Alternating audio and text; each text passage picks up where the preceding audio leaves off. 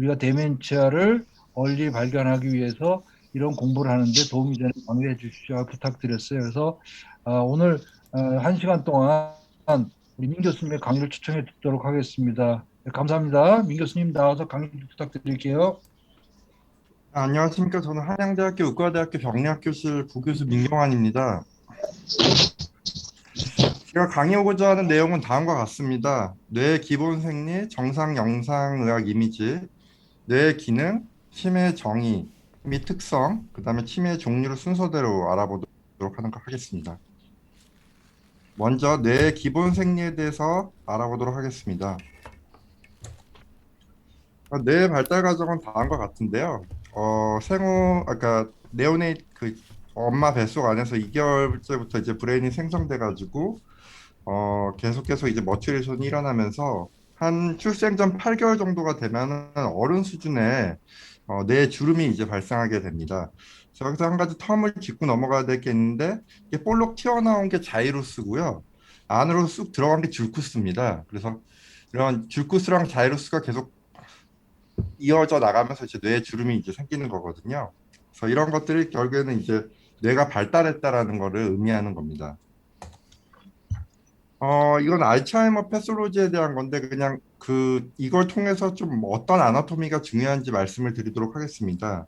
그래서 여기 보이는 작은 점들은요, 뇌에 친척되는 플라크의 위치를 얘기하고 있습니다. 주로 템포럴 롭이랑 파리에탈 롭, 그 다음에 프론탈 롭 쪽에 주로 발생을 하게 되고요. 이 중심부의 센트럴 제쿠스라고 해서 그 앞뒤 영역은 모터랑 센서 영역인데 그 영역은 좀 프리버저베이션 되는 경향이 있습니다. 그래서 여기서 주목할 만한 거는 히포캠퍼스라고 그 메모리와 관련된 림빅 시스템에서 굉장히 중요한 구조물을 가진 스트럭처인데 이 스트럭처에서 특히 이 플라크가 많이 침착되는 걸 알 수 있습니다. 뒤에 병리학적으로 설명드리겠지만 그 플라크 자체가 디멘치아를 일으키는데 중요한 패솔로지 파인딩이라고 볼 수가 있거든요. 그래서 휴먼 브레인의 메이저 파트가 다음과 같습니다. 그래서 이건 이제 뇌 안쪽을 보여주는 그림인데 중요한 구조물들이 많이 분포되어 있습니다. 여기 있는 하이포살라무스라고 하는 것들은 주로 호르몬이랑 그다음에 템퍼레이처, 그다음에 뭐 배고픈 것과 관련되어 있는 그 기능을 가지고 있고요. 그다음에 여기는 이 아미그달라라는 그 구조물은 그 파이트 앤 프라이트라고 해서 공포심과 관련된 이모셔널 리스폰스, 그다음에 메모리, 디시전 메이킹과 관련이 있습니다. 그리고 히포캠퍼스, 이게 히포캠퍼스인데요. 이거는 기억이랑 공간 지각 능력들을 담당하고 있고요.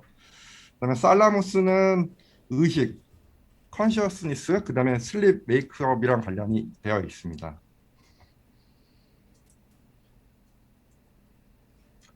이거는 뇌 자체의 그로스 파인딩을 얘기한 건데 왼쪽 그림은 사지탈 섹션이고 오른쪽 그림은 브레인의 베이스에서 본 그림입니다.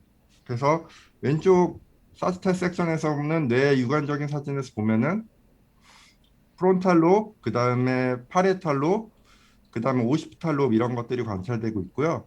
그 다음에 폰즈 메듈라, 그 다음에 손에 세레벨룸이 관찰되고 있습니다. 그 다음에 이거 바닥에서 본 거에서는 옵틱 키아즘이라 그래서 눈으로 가는 신경은 뇌에서 다이렉트하게 눈으로 연결이 되어 있거든요. 근데 그게 서로 교차를 하게 됩니다. 이렇게. 저희 옵틱 키아즘이 밑에 관찰되고 있고 나머지 구조물들이 보이고 있습니다. 그 다음에 이 아래쪽에 기다란 막대기 같은 거는 스파이널 코드, 뇌에 있는 신호가 스파이널 코드를 통해서 이제 전신으로 이제 액션 포텐셜을 보내게 되는데 그걸 관련된 큰 트랙이 보이고 있습니다. 뇌 인지 영역을 대충 살펴보면은 다음과 같습니다. 이게 실행 영역과 관련된 거는 프론탈 로비랑 헤미스프레닉 화이트 매터가 있고요. 메모리와 관련된 거는 메디아 템포럴 로비랑 히포캠퍼스가 있고, 그다음 언어를 담당하는 거는 주로 레프트 헤미스피어에 있습니다. 전반적으로 주로 그렇다는 거죠. 그다음에 비주얼 스파셜과 관련된 거는 오시피탈 롭에 주로 분포되어 있고 일부 파리에탈 롭이 담당을 하고 있습니다. 그래서 이걸 펑셔널 에어리어로 나눈 건데요. 그 뇌 바깥쪽에서 본 기능입니다. 그래서 대략적인 이미지를 보면은 앞에 이 브로카스 에어리어라는 게 있는데 이거는 브로카스 에어리어가 있고 그 말을 하게 하는 스피치 에어리어 영역입니다. 그 다음에 모터 에어리어, 그 다음에 뒤쪽으로는 센서리 에어리어가 있는데 이 센트럴 줄구스를 따라서 이 영역이 나뉘게 되고요. 그 다음에 베니캐스 에어리어라는 곳에서 말을 이해하고 알아듣는 영역이 있습니다. 그래서 여기가 망가지게 되면 사람이 말을 하더라도 이해를 하지 못하게 되는 문제가 발생할 수가 있습니다. 그다음 아래쪽에는 오디터리 에어리어라고 해서 소리를 듣는 영역이 있고요. 그 다음에 뒤쪽, 눈 뒤쪽, 그러니까 뇌의 가장 뒤쪽에서는 비주얼과 담당하는 영역들이 관찰되고 있습니다. 그래서 히스톨로지컬 레이어에 대해서 먼저 말씀을 드리겠습니다. 이거는 뇌의 네오콜텍스, 즉 그 그레이 매터의 단면 사진을 얘기하고 있는데요. 이 뇌의 가장 바깥쪽 영역인 브레인 매스의 한 40% 정도를 차지한다라고 되어 있습니다. 근데 두께는 2에서 한 3mm 정도밖에 되지 않거든요. 그래서 여기에 대부분의 브레인의 뉴런이라고 불리는 신경세포들이 존재하게 되는데 여기에 이제 SP라고 하는 건 세나일 플라크라고 그 디멘치아 때 발생하는 이런 침착물들이 이런 뉴런 주변에 침착이 될 수가 있고 뉴런에 있는 사이토플라즘에 뉴로피브릴러리 탱글이라고 해서 조직학적으로 이런 물질이 침착이 될 수가 있습니다. 주로 이 부위를 조직 검사를 해서 만약 보게 되면은 그 디멘치아에서 나타날 수 있는 조직학적인 소견을 가장 잘 관찰할 수가 있다고 볼 수가 있습니다. 그래서 좀 더 이거를 확대해서 본 사진, 좀 더 이제 자세히 본 건데요. 이거는 실버 염색이라고 해서 특수 염색을 한 겁니다. 여기 보시면 3번, 5번, 8번이 피라미달 셀이라고 되어 있는데 피라미달 셀은 지금 뉴런을 얘기하는 거고 모양이 피라미드 모양처럼 생겼다고 그래서 피라미달 셀이라고 얘기를 하고 있습니다. 주로 이 피라미달 셀은 멀티폴러한 셀이라서 그, 그 양방으로 소통이 가능한 세포라고 볼 수가 있는데 이 세포는 주로 세레브럴 콜텍스 이외에도 히포캄퍼스, 아미그달라 같은 메모리 영역과 관련된 곳에 주로 이 세포들이 분포하고 있습니다. 레이어 5 존을 좀 더 확대해서 본 사진인데요. 여기에 주로 가장 큰 뉴런 중에서 가장 큰 라지 뉴런이 존재를 하고 있고 이 뉴런을 서포트하는 이런 모세혈관들이나 뉴로글리아 셀 같은 것들이 관찰되게 됩니다. 이걸 그냥 일반적 염색을 해서 보면은 이 레이어가 사실은 잘 보이진 않습니다. 아까 실버 염색은 잘 보였는데 그냥 HN 염색에서는 잘 보이지 않거든요. 그래도 뭐 대략적으로 보면은 위쪽이 몰레큘러 레이어, 아래쪽이 익스터널 그래뉴러 레이어, 그다음에 익스터널 피라미다, 그다음에 인터널 그래뉴러 레이어, 그다음에 인터널 피라미달 레이어, 그다음에 여섯 번째가 멀티폼 레이어로 나눌 수가 있습니다. 그렇지만 이거 가지고는 제대로 알 수는 없고 특수 염색이 좀 필요한 경우가 많이 있습니다. 기본적인 내용 중에 하나인데 너브에서 어떤 시그널을 받으면 액션 포텐셜이 발생해서 이 너브 임펄스가 엑손을 통해서 전해지게 되는데요. 이 엑손을 감싸고 있는 마이엘린이라는 물질들이 있습니다. 아까 말씀드렸던 글리아셀이라는 세포가 이 마이엘린을 담당하는데요. 전기 신호의 신호가 잘 끊기지 않게 그 시그널이 보존될 수 있도록 절연체 역할을 하게 됩니다. 즉 전선으로 치면은 피복이랑 비슷하다고 생각하면 됩니다. 속도는 이렇게 되어 있습니다. 초당 한 100m 정도의 속도로 너브의 시그널을 보낸다고 되어 있습니다. 자, 신경세포는 크게 세 가지로 나누고 있는데요. 유니폴라, 바이폴라, 멀티폴라로 나누어지게 됩니다. 그래서 여기서 유니폴라는 주로 감각신경을 얘기하는 주로 나타나게 되고요. 바이폴라는 중간에 너브와 너브 사이를 연결해주는 경우에 있어서 그 신경세포가 나타날 수가 있고 멀티폴라는 모토뉴런 즉 운동세포에서 많이 분포를 하게 됩니다. 그래서 멀티폴라 같은 거는 뇌와 척수의 거의 대부분 분포하고 있다라고 볼 수 있고 이걸 확대한 사진이 그러니까 조직학적인 사진이 다음과 같습니다. 그래서 보시면은 멀티폴라가 99.8%가 센트럴 즉 브레인과 스파이널 코드에 모여 있는 것을 알 수가 있습니다. 그래서 너브랑 너브 사이는 어떤 식으로 또 시그널이 전달이 되냐면 여기서 이제 액션 포텐셜이라는 시그널이 오게 되면 여기서 신호를 받아서 뉴로트랜스미터라는 물질들을 이 베지클을 통해서 바깥으로 배출을 하게 되는데요. 이 리셉터가 그걸 인지를 해가지고 다시 또 새로운 액션 포텐셜을 만들게 됩니다. 그런 식으로 신경과 신경 다발 사이가 연결이 되게 됩니다. 어, 너브 세포 말고 다른 신경세포를 서포트하는 여러 가지 세포들이 있는데요. 이 숫자는 전체 뉴런 숫자의 한 10배 정도 됩니다. 그래서 우리가 조직학적으로 보면은 신경세포보다는 신경을 서포트하는 세포들이 더 눈에 많이 관찰이 되게 됩니다. 그래서 대표적인 것들이 보면은 아스트로사이트, 그 다음에 올리고덴드로사이트, 마이크로글리아셀, 뭐 에펜디말 셀 같은 것들이 있는데 아스트로사이트 같은 경우는 혈관을 통해서 에너지를 그 센트럴 너버스 시스템으로 보내게 되는 역할을 하게 되고요. 마이크로글리아셀은 매크로페이지처럼 식균 작용을 하게 되는 역할을 하게 됩니다. 그래서 신경세포가 죽어버리면 마이크로글리아셀이 신경세포를 탐식하는 작용을 하게 되죠. 그리고 올리고덴드로 사이트는 신경세포의 시그널이 로스가 되지 않도록 절연체 기능, 아까 잠깐 말씀드렸던 마엘린 시스를 생성하는 데 중요한 역할을 하는 세포입니다. 자, 이제 거시적인 영역으로 그냥 기본적인 것들을 한번 짚고 넘어가도록 하겠습니다. 자, 아나토미컬하게 우리가 브레인을 찍으면은 이런 형태의 것들을 보신 적이 있습니다. 이거는 브레인의 코로나 섹션을 한 건데요. 이 빨간색이랑 파란색은 정맥과 동맥을 나타내고 있고 주변에 이게 다양한 구조물들이 보이고 있습니다. 그로스 섹션을 보면은 이렇게 보이는데요. 요 사이 빈 공간에 세레블로 스파이널 플루이드라고 해서 CSF가 차 있는 겁니다. 그래서 뇌가 이 플루이드 공간에 둥둥 떠 있는 거라고 생각하시면 됩니다.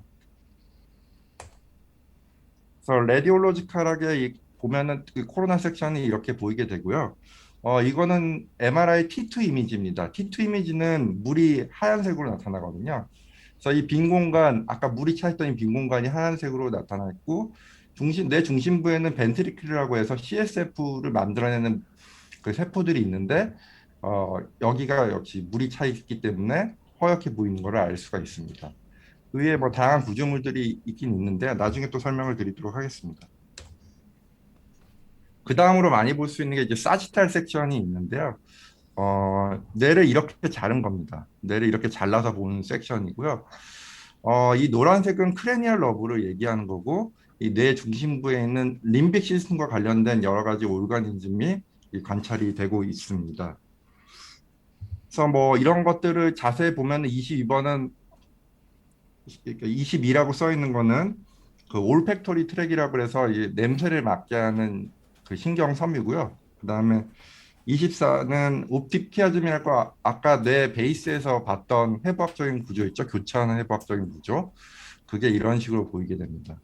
그다음에 16번은 오큘라 모터너브, 눈알을 움직이는 신경입니다. 이것들은 스파이널 코드를 거치지 않고 뇌에서 직접적으로 나오는 신경들입니다. 이런 구조물들도 MRI를 통해서 관찰을 할 수가 있습니다. 자, 이거는 MRI, 아까는 MRI T2 이미지였는데 이거는 T1 이미지입니다. 그래서 그 물이 차 있는 공간이 검게 보이게 됩니다. 반대가 되죠. 색깔이 음영이 반대 음영으로 관찰이 되게 됩니다. 그래서 요 아까 벤트리클이라고 해서 플루이드가 차 있던 영역이 이런 식으로 이렇게 옆으로 잘라서 보면은 관찰이 되게 됩니다. 그 다음에 트랜스버스 뷰. 이게 사실 일반적으로 더 많이 보셨을 수도 있는데요. 뇌를 이렇게 잘라서 본 겁니다. 그래서 MRI 상에서 나중에 보면은 이렇게 보입니다. 이건 가운데 물이 차 있는 공간이 하얗게 보이기 때문에 T2 이미지고요. 이런 물이 차 있는 공간과 함께 여러 가지 그 뇌 주변에 있는 모양이나 컨터 같은 것들을 잘 관찰할 수가 있고요. 이거는 뭐 그 트랜스버스에서 볼 수는 없는 뷰인데 이거는 히포캠퍼스랑 아미그달라가 있는 그 뇌 구조물을 좀 확대해서 본 겁니다. 코로나 뷰인데요. 코로나 뷰를 확대해서 본 겁니다. 자, 다음으로는 뇌 기능에 대해서 대략적으로 말씀을 드리도록 하겠습니다.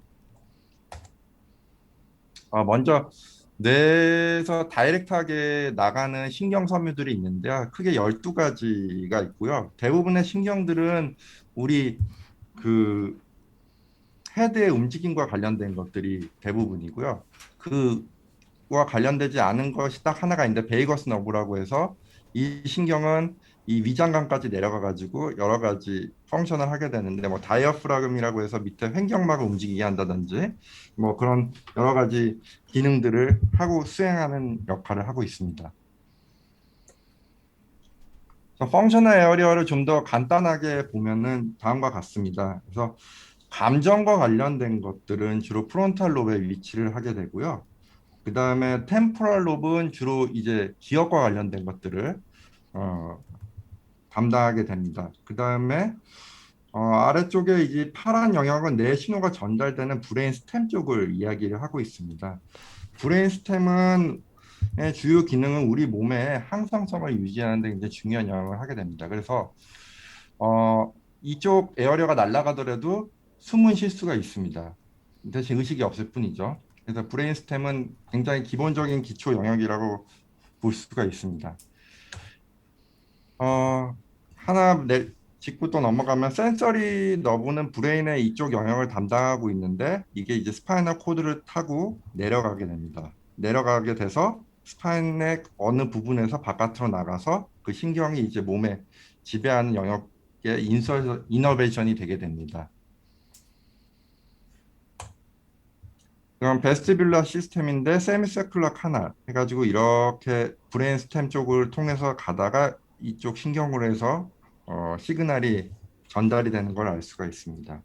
즉 사실 이제 베스티뷸러 시스템은 평형 감각과 관련된 것들이라서 이게 만약 망가지면 평형 감각이 사라지게 됩니다. 오디터리 시스템은 이제 듣는 건데요. 이건 뇌를 뒤집어 놓은 상태입니다. 이 영역에서 주로 담당을 하고 있고요. 이렇게 통해 가지고 브레인스템 쪽에서 이렇게 신경이 나가게 됩니다. 비주얼 시스템은 아까 옵틱 키아즘이라고 뇌 기저부에서 봤던 거 이렇게 교차하는 거 신경 보여드렸잖아요. 그래서 이렇게 교차를 해가지고 신경이 가게 되고 이렇게 교차해서 신경이 가게 되는데 이 영역들이 요기 영역과 요기 영역은 이렇게 가다가 여기서 붙어서 뒤에는 오시피탈 롭까지 전달이 되게 됩니다. 신호가. 그러니까 모터 시스템 아까 모터와 관련된 거는 멀티폴라한 세포들로 주로 이루어져 있다고 하는데 그 멀티폴라가 주로 네오콜텍스 이 부분에 많이 관찰이 되고 있습니다. 그래서 보면은 어 7번이라고 보이는 이 콜티코 스파이널 트랙을 따라서 이게 가다가 14번 쪽에서는 X자형으로 데쿠세이션이라고 합니다. 그러니까 교차를 하게 됩니다. 그래서 오른쪽 즉 우뇌가 담당하고 있는 모터 신경은 왼쪽에 있는 몸의 모터를 담당하게 됩니다. 그래서 뇌가 망가진 부위와 모터 신경은 서로 반대로 작용하는 경우가 많이 있습니다. 그래서 서로 영역이 이제 여기서 교차가 돼서 반대편으로 간다는 것을 이해하시면 되고요. 그다음에 스피치 에어리어는 주로 이제 언어와 관련된 것들은 저 레프트 롭 쪽에 주로 도미넌트하다고 돼 있잖아요. 그래서 여기 보면 요 영역인데 여기에 이제 말을 하는 브로카스 영역이 같이 있고 그다음에 요거와 연관된 너브 파이버와 관련된 파시큘루스가 있습니다. 다음으로는 뇌 중심부에 있는 림빅 시스템에 대해서 얘기를 하겠습니다. 파베츠 서큐이라는 게 나름 중요한 건데요. 여기 18번이라고 보이는 게 히포캠퍼스입니다. 그리고 이 10번으로 보이는 게 마밀로 살라믹 트랙이고 그 다음에 2번이 싱귤룸입니다. 그래서 어쨌든 방금 말씀드렸던 순서대로 시그널이 계속해서 어, 서킷을 이루면서 다시 히포캠퍼스로 돌아오게 되는데 이 과정에서 기억이 머릿속에 저장이 되게 됩니다. 그래서 여기 있는 구조물 중에서 한 개만 손상이 되더라도 기억이 제대로 되지 않는 문제가 발생할 수가 있습니다. 중심부는 이런 것들이 되어 있고요.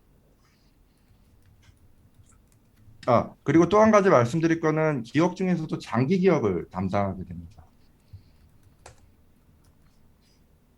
자, 메모리 영역은 아까 말씀드렸던 파베트 서킷이 있는 영역이 또 있고 그 이외에 다른 영역에서도 메모리와 담당하는 영역들이 있습니다. 그래서 이렇게 분포가 되어 있습니다. 내 서페이스에. 이모셔널한 거는 주로 감정을 얘기하는 건데 프론탈 롭 쪽에 주로 위치를 하고 있습니다. 그리고 뭐 아미그달라도 일부 감정과 담당이 되어 있고요. 싱귤레이트 콜텍스라고 하는 요 에어리어. 그 다음에 스트리아툼 요 에어리어에서도 감정을 담당하게 됩니다. 그래서 어느 한쪽이 망가지게 되면 좀 감정적인 것들이 사라지게 되는 인간적인 것들이 좀 사라지게 되는 문제가 발생하게 됩니다. 자, 이제 디멘치아에 대해서 대략적인 임상 증상에 대해서 한번 정리를 해드리겠습니다.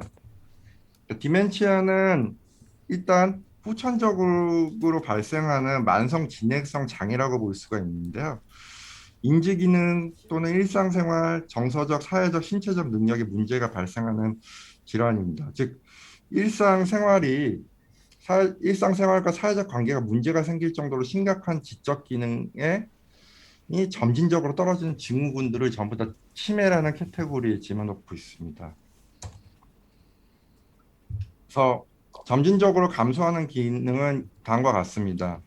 메모리, 기억, 그 다음에 시공간적 관계, 그 다음에 일상적 작업, 그 다음에 언어 소통이 잘 안 된다든지 추상적인 사고가 잘 안 되고 수학적으로 계산을 배우고 수행하는 능력이 망가지게 됩니다. 치매는 크게 두 가지 타입으로 나눌 수가 있는데요. 리버서블이랑 일리버서블 치매가 있습니다. 디멘치아를 얘기할 때 리버서블 디멘치아는 이렇게 얘기를 합니다. 앞에 앞글자를 따가지고 이렇게 외우기 쉽게 만들어놨는데요. D는 뭐 드러그나 델리리움 이런 것들이 다시 원상복귀 될 수 있는 디멘치아고요.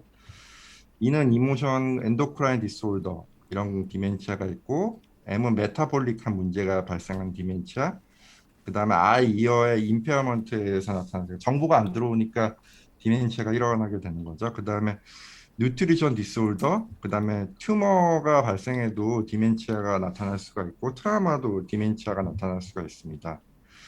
인펙셔스 디스올더도 있고 그 다음에 알코올, 아세로스클레로시스에 의한 디멘치아도 나타날 수가 있습니다.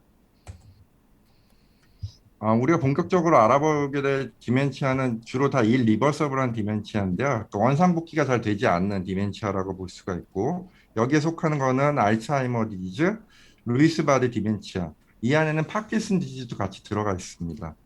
그 다음에 피크 디지즈라고 해서 프론토 템포럴 디멘치아가 있고요.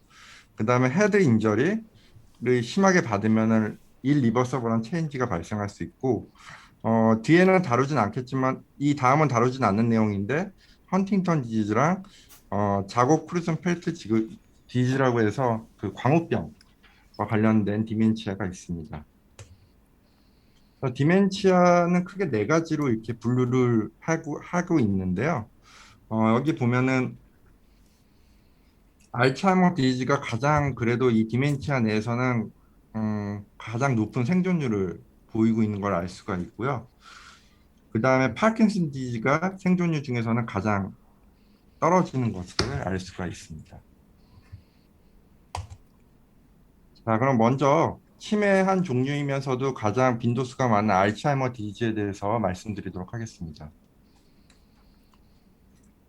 치매의 가장 흔한 형태이면서 점차적으로 기억 장애가 진행이 되게 되고요. 결국 신체적 장애까지 나중에 일어나게 됩니다. 그래서 우리가 생각하는 프리다이그노시스라고 하는 거는 경미한 인지장애의 치매 진행을 예측하고 조기 치료에 도움이 되는 그쪽 방향으로 임상적으로 생각을 하고 있습니다.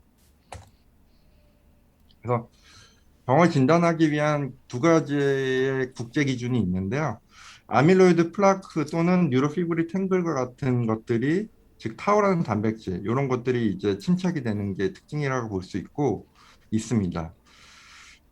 그리고 일부 유전자는 조기의 알츠하이머 디지를 일으킬 수 있다라고 되어 있는데 아직까지 확실하게 정해져 있는 근거는 없습니다. 근데 아포2라는 물질이 치매를 발생하는데 위험 지표로 사용이 될 수가 있는데 아포인은 주로 기능이 콜레스테롤 대사에 중요한 단백질로 볼 수가 있거든요. 그래서 아포인은 아스트로사이트에서 그 바깥으로 이제 방출이 되게 되는데 주로 기능은 손상된 신경세포를 다시 회복하는 데 주로 중요한 역할을 하게 된다고 되어 있습니다. 그래서 알츠하이머 디지즈의 프리밸런스를 보면 65%가 그냥 퓨어한 알츠하이머고요.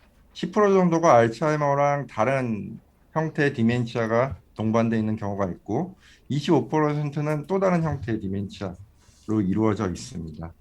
나이가 들면 들수록 알츠하이머 디지즈의 그 빈도수는 점점 증가한다고 되어 있고 우리가 이제 시간이 지나면서 점점 수명이 길어지게 되잖아요. 그래서 2050년 되면은 이 정도까지도 굉장히 나이가 많은 사람들한테서 13.8% 정도는 다 경미하게 알츠하이머 디지를 앓고 있을 가능성이 높다라고 예측을 하고 있는 겁니다. 알츠하이머 디지에서 가장 중요하게 생각되는 하이포테시스는 아밀로이드 캐스케이드인데요. 아밀로이드 캐스케이드는 이거 다음과 같습니다. PS1이라고 하는 유전자인 PSEN1이라는 게 있는데요. 이게 뮤테이션이 되면 아밀로이드 침착이 증가하게 됩니다. 죄송합니다. 지금 이거 방송이 나와서 잘 들리시죠? PS는 코딩한 유전자나 했던 이런 것도 뮤테이션 침착을 일으키게 되고요. 그 다음에 이를 감소시킬 수 있는 인슐린 디그라데이팅 엔자임의 뮤테이션이 있으면 아밀로이드 베타의 침착이 또 증가하게 됩니다. 그래서 이런 과정들이 일어나면서 디퓨즈하게 이게 플라크 같은 것들이 이게 생기게 되고요. 이로 인해서 글리아셀, 너브를 서포트하는 글리아셀 액티베이션이 일어나게 됩니다. 그러는 과정에서 염증 세포가 주변에 오게 되고요. 그러는 과정에서 신경세포의 염증이 너브와 너브 사이의 시냅스를 방해하게 됩니다. 그럼으로써 호메오스타시스가 깨짐으로써 옥시다티브 인저리를 받게 되고 그 과정에서 뉴런의 세포질에는 뉴로피브릴러리 탱글이 나타나게 됩니다. 결국 이런 과정이 계속 지속이 되다 보면은 뉴런 로스나 또는 디스펑션 그다음 일어날 수가 있고 이게 결국 콜티칼 림빅 시스템이나 서브콜티칼 디스펑션을 일으키게 됩니다. 자, 알츠하이머 디지즈 히포캠퍼스를 보면은 이제 아까 잠깐 보여줬던 MRI 사진이랑 똑같은데요. 원래 이게 정상적인 거라고 봤을 때, 즉 이게 정상적인 육안 소견이면 이렇게 스페이스가 넓어져 있습니다. 빈 공간이 넓어져 있다는 것은 그만큼 이 구조물이 아트로피가 됐다는 것을 이야기하는 겁니다. 그래서 콜텍스 아트로피가 되어 있고 여기서 특히 화이트 메타, 이런 화이트 메타라고 된 부분들이 굉장히 슈링키지가 되어 있는 것을 알 수가 있습니다. 자, 이건 육안적으로 보이는 사진인데요. 왼쪽은 정상이고 오른쪽은 비정상입니다. 그러니까 아트로피가 되면서 뇌에 서플라이하는 혈관이 더 프로미넌트하게 보이는 것을 알 수가 있습니다. 알츠하이머 디지즈 환자일 때는. 자, 왼쪽은 정상이고 오른쪽은 비정상인데 이러한 뇌 중간중간에 CSF가 차 있는 공간들이 훨씬 더 늘어나 있고 뇌 파렌키마는 정상에 비해서 훨씬 감소되어 있는 것을 알 수가 있고 감소된 영역이 이런 중심부 영역뿐만 아니라 이 기억과 담당하는 요 영역들이 아트로피가 되어 있는 걸 알 수가 있습니다. 조직학적으로 보면 패솔로직 피처는 다음과 같습니다. 그러니까 먼저 너브 안에 뉴로피브릴러리 탱글 같은 것들이 관찰될 수가 있고요. 신경세포 사이에 있는 이런 파렌키말에는 플라크 같은 것들이 관찰이 되게 됩니다. 그리고 이런 플라크들의 그냥 구성 성분 중에 하나가 빠져나가면 이게 실처럼 보이는 이런 형태의 조직학적인 소견이 관찰이 되게 됩니다. 이건 세나의 플라크를 그냥 염색하지 않은 H&E 슬라이드에서 보게 된 거고요. 비그림은 면역 염색을 통해서 이 플라크를 좀 더 프로미넌트하게 보이게 하는 겁니다. 그래서 이런 코튼홀 플라크 같은 것들도 관찰될 수 있고 특수 염색을 하면은 이렇게 색깔이 브라운 색깔로 관찰이 되게 됩니다. 디퓨저하게 이 플라크들이 이제 나타나는 경우도 있고, 이런 탱글들 같은 것들이 디포짓 되어 있는 것도 볼 수가 있습니다. 그러니까 이 염색은 아밀로이드를 잘 보기 위한 특수 염색이라고 볼 수가 있습니다. 근데 이 아밀로이드는 뇌 파렌키말에만 침착되는 걸로 끝나는 게 아니라 뇌에 서플라이하는 이 뱃살 주변에도 이렇게 침착이 되게 되고요. 그 다음에 그 캐피러리 수준 정도인 마이크로 안지오패시라고 하여 그 굉장히 작은 혈관 주변에도 침착이 되게 됩니다. 그리고 디스오리 안지오패시라고 해서 이게 일어나게 되면 브레인 브로드 베리어라고 해서 브레인은 신선한 피를 받게 되거든요. 그 베리어가 망가지게 돼서 그렇지 않은 피들도 그 브레인에 서플라이 하게 되는 문제가 발생하게 됩니다. 뉴로피브릴 탱글 염색하지 않았을 땐 이런 형태의 조직학적인 소견이 관찰되게 되고요. 고스트 탱글이라고 해서 이런 줄무늬 형태의 탱글들이 관찰되게 됩니다. 그래서 타우라는 그 뉴로피브릴 탱글을 또 다른 말로 하면 타우라고 얘기를 하거든요. 근데 이 타우를 더 잘 볼 수 있는 특수 염색을 하면은 신경세포의 사이토플라즘에 이렇게 잔뜩 이런 것들이 뭉쳐져 있는 걸 알 수가 있고요. 그 다음에 뉴라이틱 클러스터 같은 것들 주변으로 이런 탱글 같은 것들이 더 잘 보이게 됩니다. 특수 염색을 통해서. 이것도 마찬가지 그림이고, 뭐 이게 모여져 있지 않고 실가닥처럼 이런 식으로 보이는 경우도 있습니다. 그러니까 또 다른 조직학적인 소견인데요. 이거는 그레뉴로 바퀴올라 디저네이션이라고 해서 세포 안에 구멍이 뽕뽕 뚫리게 됩니다. 이거는 지금 치매 환자의 히포캠퍼스에서 추출한 조직의 사진, 조직세포의 사진인데 이 신경세포에 방금 말씀드렸던 그레뉴로 바퀴올라 디제네레이션이 일어난 걸 알 수가 있고 안티 유비키틴인 안티바디 염색을 통해서 이런 것들을 더 프로미넌트하게 관찰을 할 수가 있습니다. 자, 아까 보여줬던 코트놀 어피어런스한 탱글들이 관찰되고 있고 아미로이드 베타 펩타이드를 염색하는 특수 염색을 통해서 이렇게 빨갛게 발현이 되는 걸 볼 수가 있습니다. 그다음에 센트럴 아미로이드 코 중변으로는 뉴로파브렐 탱글과 관련된 타우 프로테인들이 이렇게 둘러싸이는 것들도 특징적으로 볼 수가 있습니다. 아까 말씀드렸는데 주목할 만한 것들 중에 하나가 결국에는 어떠한 뱃셀 주변, 브레인에 서플라이하는 그 뱃셀 주변에 아밀로이드 베타 펩타이드가 이렇게 침착되어 있는 것들이 나름 특징이라고 볼 수가 있습니다. 다음 두 번째로는 루이스 바디 디멘치아에 대해서 말씀드리도록 하겠습니다. 루이스 바디 디멘치아는 인지 기능의 변동이 특징이고요. 그 메모리보다는 시공간 능력이 더 빨리 영향을 미치게 됩니다. 그래서 시각적으로 환각이 일어날 수 있고 파킨슨병 같은 특징들이 나타나는 경우가 많이 있습니다. 루이스 바디 같은 경우는 인트라셀룰러 인크루전 바디라고 흔히 또 얘기를 하는데 주로 알파 시누클레인으로 구성이 되어 있습니다. 인크루전 바디는. 근데 이 알파 시누클레인이라는 것은 파킨슨 디지즘과도 연관이 되어 있어요. 그래서 이 인크루전 바디가 어디에 발생하냐에 따라서 증상이 좀 달라질 수는 있습니다. 파킨슨병 같은 경우에 있어서는 루이스 바디가 침착이 되는데 뇌 기저부에 국한되는 경향이 있습니다. 즉 브레인 베이스에만 이 루이스 바디가 침착이 되는데 루이스 바디 디멘치아는 그것보다는 좀 더 영역이 확장되어 있는 콜텍스 영역까지 전반적으로 침착이 되어 있는 것을 볼 수가 있습니다. 그래서 루이스 바디 디멘치아 환자는 뭐 시공간 능력이 떨어지니까 낙상의 위험이 있을 수 있고요. 그다음 자율신경의 문제와 함께 렘 수면 장애가 관찰될 수가 있다라고 되어 있습니다. 그리고 신경 이완제를 쓰게 되면은 좀 더 거기에 이제 민감하게 반응한다라고 되어 있어요. DAT 스캔을 통해 가지고 진단을 할 수가 있게 되고요. 그 다음에 이런 콜린 에스터라즈 이니비터에 잘 리스폰스가 된다라고 되어 있습니다.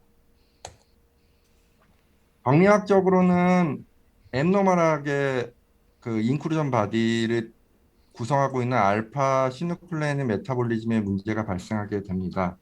그리고 브레인스템이랑 그다음에 바잘 포브레인, 그다음 림빅 시스템, 네오콜텍스가 주로 타겟이 되는 그 침착 영역이라고 볼 수가 있고요. 그다음에 브레인 센터에서는 뉴로날 로스가 발생할 수가 있습니다. 그리고 서버스탄시아 나이그라에서는 도파민의 생성 및 생성하는 것들이 있고, 그다음에 메이너트 뉴클리어 바잘리스나 아스티콜린을 생성하게 되는데, 이런 두 가지가 생성의 저하가 발생할 수가 있습니다. 이런 물질 자체는 뇌 신경세포와 신경세포를 연결하는 뉴로트랜스미터로, 이게 만약 문제가 발생하게 되면은 신경 전달이 제대로 되지 않는 문제가 발생하게 됩니다. 그림을 보면 이런 식의 증상을 보인다라고 되어 있고요. 대략적인 임상 증상은 무표정이고 딱딱하게 구부러진 자세고, 그리고 막 떨고 있고, 그 다음에 이런 비주얼 할루시네이션 같은 것들이 나타나는 게 특징이라고 볼 수가 있고, 도파민이 생산되지 않아서 뉴로멜라닌이 감소되어 있는 것을 조직학적으로 확인할 수가 있고요. 루이스 바디가 이렇게 신경세포의 사이토플라즘이 침착되어 있는 걸 볼 수가 있습니다. 예, 이거는 이제 미드브레인 쪽을 반으로 그 중심부의 단면에 보인 사진인데요. 이게 오른쪽이 정상이고 왼쪽이 비정상입니다. 어, 뉴로멜라닌이라고 해서 요 에어리어에서 주로 도파민 생성을 많이 하게 되는데, 그 신경세포가 디제너레이션 되거나 망가지게 되면은 이렇게 뉴로멜라닌 생성이 잘 되지 않아서 색깔의 페일러, 좀 약간 옅어진다고 해야 되나? 그런 상태가 발생하게 됩니다. 그러면 이제 도파민 생성이 잘 안 되는 파킨슨 디지의 특징이라고 볼 수가 있고요. 조직학적으로 보면 여기 뉴론이 많이 있어야 되는데 뉴론은 다 사라지고, 뉴론을 서포트하는 글리아셀, 이 점 같은 것들이 글리아셀입니다. 그런 것들만 주로 남겨져 있는 걸 알 수가 있습니다. 그리고 알파 시누클레인을 볼 수 있는 특수 염색을 보면은 그 뉴론의 사이토플라즘 안에 이렇게 침착이 되는 것을 알 수가 있습니다. MRI 상에서는 이렇습니다. 왼쪽은 루이스 바디 디멘치아고, 그 다음에 이쪽은 알츠하이머 디지인데요. 생각보다 알츠하이머 디지는 히포캠퍼스가 있는 메모리 영역 에어리어가 더 아트로피가 되어 있는데, 루이스 바디는 그거에 비해서는 좀 그 구조물들이 좀 프리저베이션 되어 있는 것을 알 수가 있습니다. DAT 스캔은 도파민 트랜스퍼 스캔의 약자인데요.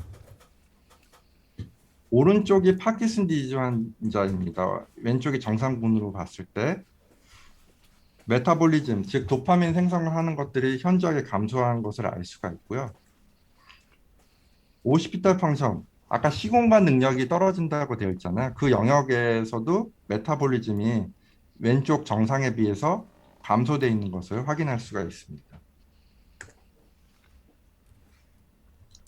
그림을 보면 이제 아까 언급드렸던 이 서브스탄시아 나이그라의 그 브레인 미드 브레인을 크로스 섹션한 에어리아의 뉴로멜라닌 침착이 점점 사라지게 된다라고 되어 있고, 이게 HN이라고 해서 헤마토실린 에오지닌 염색, 즉 일반적 그런 염색을 하게 되면 이렇게 분홍색의 어떠한 인크루전 같은 것들이 관찰되게 됩니다. 유비키틴이라는 특수 염색을 통하면은 이런 인크루전이 진하게 이렇게 더 하이라이트 시켜서 볼 수가 있습니다. 이것도 마찬가지 그런 사진이고요. 그래서 루이스 바디 디멘치아에 대한 특수 염색을 한 조직학적인 소견인데요. 왼쪽은 알파 시누클레인을 잘 보이게 할 수 있는 특수 염색이고, 오른쪽은 유비키틴을 염색할 수 있는 특수 염색입니다. 유비키틴은 참조로 얘기하면 프로테이네이즈와 관련된, 즉 프로테인이 디그라데이션 되는 상태에서 관여하는 유전자인데, 이걸 통해서 이 세포가 디제너레이션 됐다라는 것을 간접적으로 확인할 수가 있습니다. 자, 세 번째로는 바스큘러 디멘치아에 대해서 말씀드리도록 하겠습니다. 바스큘러 디멘치아는 그 뇌졸중, 그러니까 에어리어가 굉장히 크게 되면은 이제 라지 스트로크라고 얘기하고요. 그다음 미세하게 망가지면 스몰 스트로크라고 얘기를 하게 됩니다. 둘 다 혈관이 망가지게 돼서 발생하는 질환이라고 생각하시면 되겠습니다. 이거는 이벤트가 좀 갑작스럽게 발생을 하고요. 그 망가진 에어리어가 확실하기 때문에 명백한 신경학적 증상이 나타나게 됩니다. 그리고 그 전에 신경학적인 이벤트가 있는데 의식 상실 같은 것들이 그 예라고 볼 수가 있습니다. 그리고 여러 번 스트로크 이벤트가 있으면은 결국에는 메모리의 로스가 발생하게 됩니다. 어, 이 디지즈는 약간 익스큐티브 펑션, 즉 어떤 일을 하게 되는 집행 기능의 장애가 그 메모리의 문제보다는 더 먼저 나타난다라고 되어 있습니다. 그리고 인격적인 것들은 좀 프리저베이션 되는데 우울증을 자주 동반할 수 있다라고 되어 있는데 그게 뇌의 기저질환 문제인지 아니면 그것 때문에 스트로크가 와서 움직임이 잘 안 돼서 우울증이 오는 건지는 아직 잘 모릅니다. 아, 한 10만 명당 한 5명 정도가 세레브랄 오토조말 도미넌트 안지오패시라고 해서 카다실이라는 거 얘기를 하게 되는데 이런 것들이 유전적으로 발생할 수 있다라고 되어 있는데 이 경우에 있어서는 노치 3 진의 뮤테이션이 있다라고 되어 있습니다. 그래서 바스큘러 디멘치아는 다음과 같고 이렇게 브러드 서플라이를 하는 안 될 것 어느 같아. 영역이 막히게 되면은 그 잠깐. 영역이 그 브러드 서플라이가 막고 있는 그 뇌의 영역이 이제 망가지게 되는 거죠. 알츠하이머랑 다르게는 이벤트가 벌어지면 갑작스럽게 나빠지게 됩니다. 이렇게 계단식으로 스텝 와이즈하게 나타나게 되고요. 알츠하이머 디지는 그래주얼하게 점차적으로 나빠지는 성향이 관찰이 되게 됩니다. 어쨌든 두 가지 이상의 인지 기능의 감소가 동반된다라고 되어 있고, 일부에 있어서는 고혈압이나 신장 또는 심장, 그다음에 신장 질환이 동반될 수 있다라고 되어 있습니다. 그래서 큰 혈관에서 발생하게 되는 스트로크는 좀 다양하게 나타날 수가 있고요. 어, 그 원인은 여러 가지가 있는데 가장 중요하게 생각하는 건 혈관벽의 약화가 있고, 그 다음으로는 동맥경화로 해서 혈관이 좁아지는 거, 그다음 색전증이라고 해서 피가 이렇게 뭉쳐져 있는 덩어리가 뇌혈관에 갑작스럽게 막게 되는 경우가 있습니다. 이런 원인에 의해서 나타날 수가 있고, 어, 그렇게 서플라이 되는 영역이 브로 서플라이를 잘 받지 못하면은 그쪽 에어리어만 망가지는 즉 스몰 임팍션이 발생하게 되는데 이걸 라쿠나 임팍이라고도 얘기를 하게 됩니다. 원인으로 아까 말씀드렸던 고혈압이 있었고 콜레스테롤이 높거나 흡연, 그다음 운동을 잘 하지 않거나 오베서티와 관련된 당뇨병 그리고 같은 심장 질환이 있으면은 그 리스크가 더 높아진다라고 보시면 되겠습니다. 그래서 세레브랄 아밀로이드 안지오패시의 안지오패시가 베타 아밀로이드 디포짓에 의해서 나타날 수가 있는데 특히 아밀로이드 베타 40이 그 중요한 역할을 하게 되고요. 스몰 또는 미디움 사이즈 뱃셀에 주로 침착이 된다라고 되어 있습니다. 주로 문제가 발생되는 영역은 슈퍼피셜 콜텍스이고 특히 파리에탈 오시피탈 그다음에 템포로 파리에탈에서 주로 문제가 발생한다라고 되어 있습니다. 출혈은 슈퍼피셜 콜텍스에서 나타날 수도 있고요. 이게 이제 멀티플하게 여러 영역에서 다 발생할 수가 있습니다. 뇌를 서플라이하는 브러드의 대략적인 모식도는 다음과 같습니다. 그래서 여기서 어느 영역이 담당하느냐를 어느 영역이 막히거나 문제가 발생하면 이게 담당하는 영역 쪽이 망가지게 됩니다. 이걸 MR 안지오그램이라고 해서 MRI를 통해서 실질적으로 혈관의 시그널만 추출해 가지고 혈관의 주행을 이렇게 관찰을 할 수가 있습니다. 이거는 이제 뇌 혈관에 문제가 있는 사람의 브레인의 혈관 사진의 단면을 보여주고 있습니다. 여기 보시면은 중심부의 루멘이 막혀 있는 걸 볼 수가 있고요. 특히 서클 오브 윌리스 쪽 에어리어를 지금 얘기하고 있고요. 그다음에 오른쪽 그림은 그 버테브라 바질라 인터나 카로티드 아테리를 따로 이제 다이섹션해서 보여준 건데 이렇게 루멘이 막혀 있는 것, 좁아져 있거나 막혀 있는 것을 볼 수가 있습니다. 그래서 만약 그 어느 영역이 망가지냐에 따라서 증상은 달라질 수 있는데 만약 살라무스를 서플라이한 영역이 망가지면은 여기 이쪽 에어리어 이렇게 화살표로 보이는 이쪽에 포칼한 네크로시스가 발생할 수가 있고요. 아까 아미로이드 안지오패시를 동반할 수 있다라고 되어 있는데 그걸 염색하는 특수한 콩고레드라는 염색이 있습니다. 그래서 그걸 평광현미경으로 보면 혈관 주변에 이렇게 침착된 것들을 확인할 수가 있습니다. 그 다음에 스몰 베셀 쪽에 라이포라이시스가 일어나게 됐는데 이게 굉장히 심해지면은 브로드 브레인 베리어가 망가져서 시럼이 익스트라 바제이션 돼서 그 바깥으로 나와 있는 실험 물질 자체가 브레인에 형성하는 뉴런의 또 톡시서티를 일으키게 돼서 2차적인 또 너브의 로스가 발생할 수가 있습니다. 그리고 이런 경우는 굉장히 큰 혈관이 막혀서 많은 영역들이 이렇게 망가져가지고 이렇게 슈링키지 된 걸 볼 수가 있습니다. 참고로 뇌 같은 경우는 뇌 구조물을 유지하는 스트로말 셀들이 없기 때문에 망가지게 되면은 액체처럼 녹아버리는 밀키팩션 네크로시스가 발생하게 됩니다. 그래서 이게 녹아내려 버렸죠. 구조물이 없이. 자, 이거는 엑시알 SWI MRI를 얘기하는 건데, 음, 이거는 T1 주로 T1 이미지를 베이스로 하고 있습니다. 근데 그거랑 약간 다른 건 호모지너스한 상태인 경우에서는 시그널이 그 높아져 있고 호모지너스가 깨지는 상태에서는 시그널이 감소하게 됩니다. 즉 거먹게 된다는 거죠. 그래서 이게 거먹게 된 영역들이 임박이 있는 영역이라고 볼 수가 있습니다. 그러니까 여기가 이제 네크로시스가 되니까 구멍이 뽕뽕 뚫려 버리는 거죠.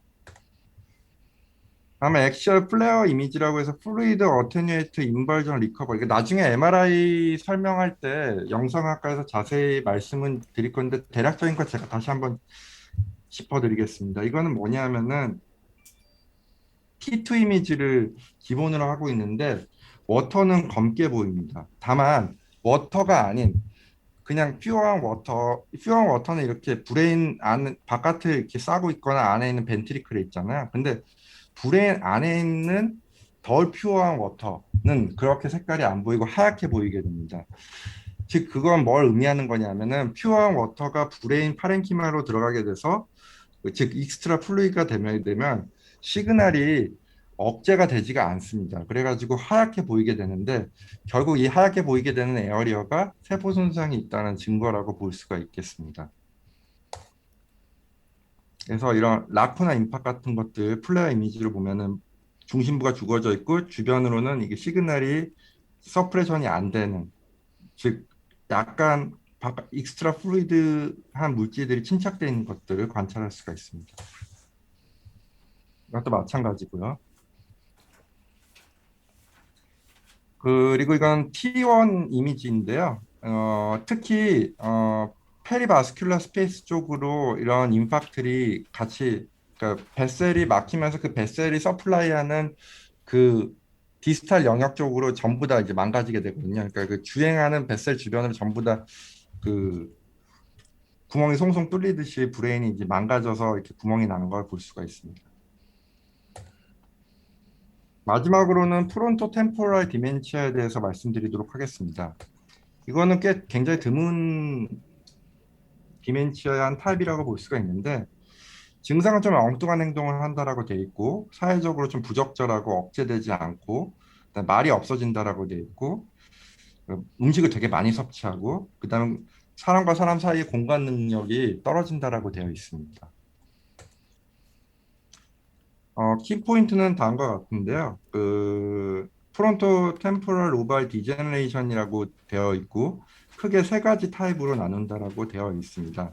하나는 프론탈 베리언트, 두 번째는 시메틱 디멘치아, 세 번째는 프로그레시브 non 프론트 아파지아라고 되어 있는데 프론탈 베리언트는 이게 성격이 약간 좀 변합니다. 좀 교활해지고 또 행동이 좀 억제가 되지 않고 그다음에 익스큐티브 펑션, 집행하려는 어떤 펑션 자체 문제가 발생하게 되고요.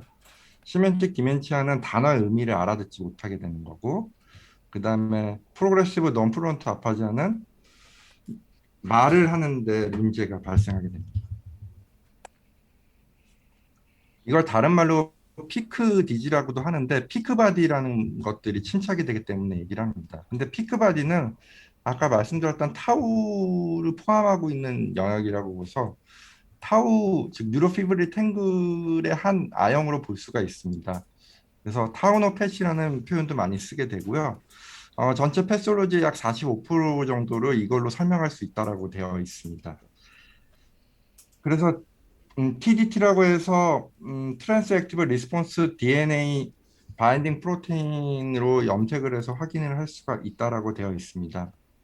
그리고 타우랑 그 프로그래놀린이라는 물질이 코딩하고 있는 17번째 크로모점의 유전자의 뮤테이션이 동반된다라고 되어 있습니다.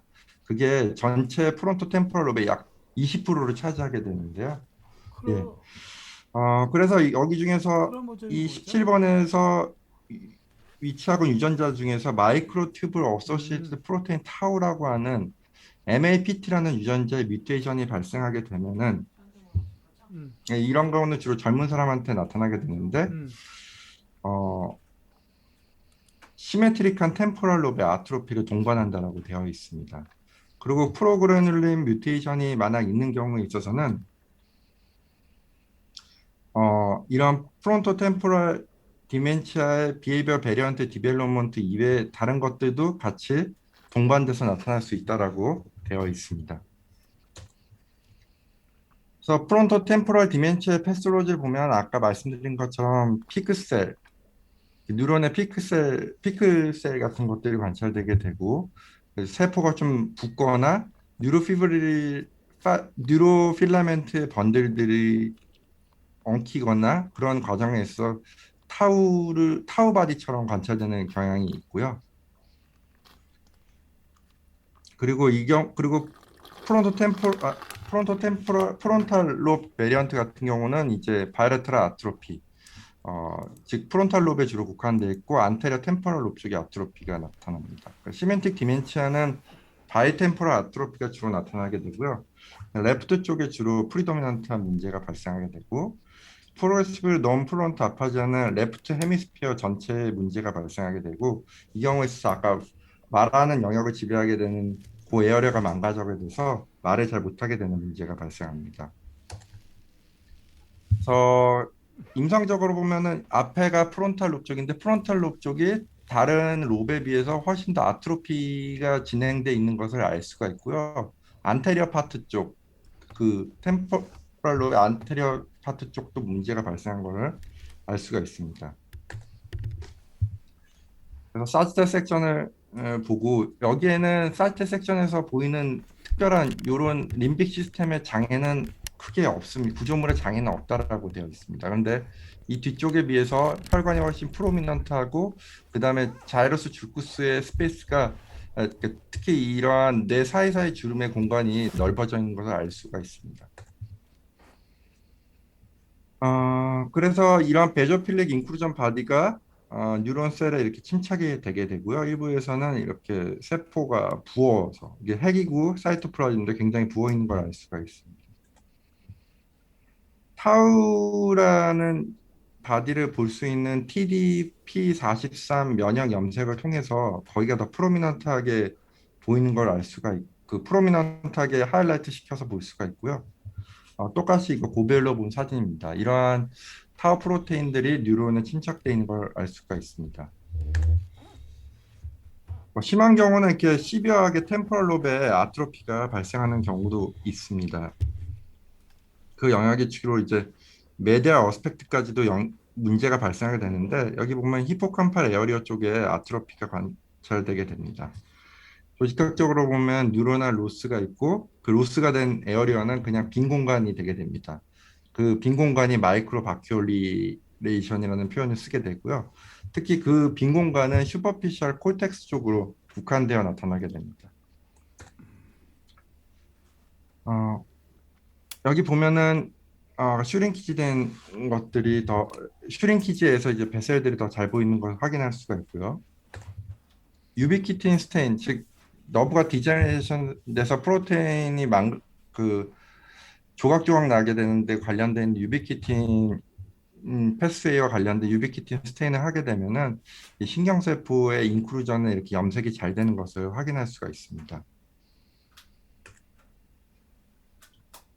서브스탄셜 아트로피가 주로 이제 레프트 쪽에 더 되어 있는데 이 그림에서도 보면은 이쪽 영역들이 훨씬 더 이 주름 사이의 공간들이 훨씬 더 넓어져 있고 여기가 더 아트로피가 되어 있는 것들을 확인할 수가 있습니다.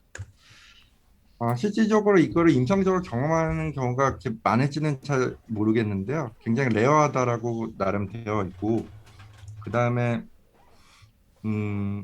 알츠하이머병, 혈관성 치매, 루이스 바디 디멘치아의 경우보다는 일부에 있어서는 패솔로지컬 파인딩이 더 많이 나타날 수 있다라고 되어 있습니다. 그래서 딕스 익스큐티브, 그다음에 실행장애, 그다음에 탈억제 또는 실행불능 징후 같은 성격의 변화도 같이 나타나는 경우가 많이 있습니다. 네, 이상입니다. 긴 시간 수고 많이 했습니다. 감사합니다. 내용이 너무 좀 어려웠나요? 지우야. 정신이 없죠? 근데 우리가 어쨌든 질병에 접근하기 위해서 가장 우리가 의과대학생 때 병리를 배웁니다. 제일 먼저 병리 배워요. 그게 병리가 왜 중요하냐면 병을 이해하는 게 굉장히 중요한 거기 때문에 물론 한 번 들어서 여러분들이 다 이해할 수는 없지만 일단 이렇다는 거는 아셔야 우리가 앞으로 뭐 MRI를 하든 뭘 하든 간에 병에 대한 이해를 돕기 위해서 이제 이런 지식이 조금은 필요합니다. 그래서 우리 민 교수님이 오늘 자료를 다 드렸어요. 드려서 저기 PDF로 드렸으니까 좀 보시고 그 다음에 이제부터 질문 시간 받도록 하겠습니다. 이제 질문해 주세요. 박 부장님 질문 진행 좀 해주세요. 네, 김종수 교수님. 네. 네, 예. 민경환 교수님 오랜만입니다. 예. 네, 김종수입니다.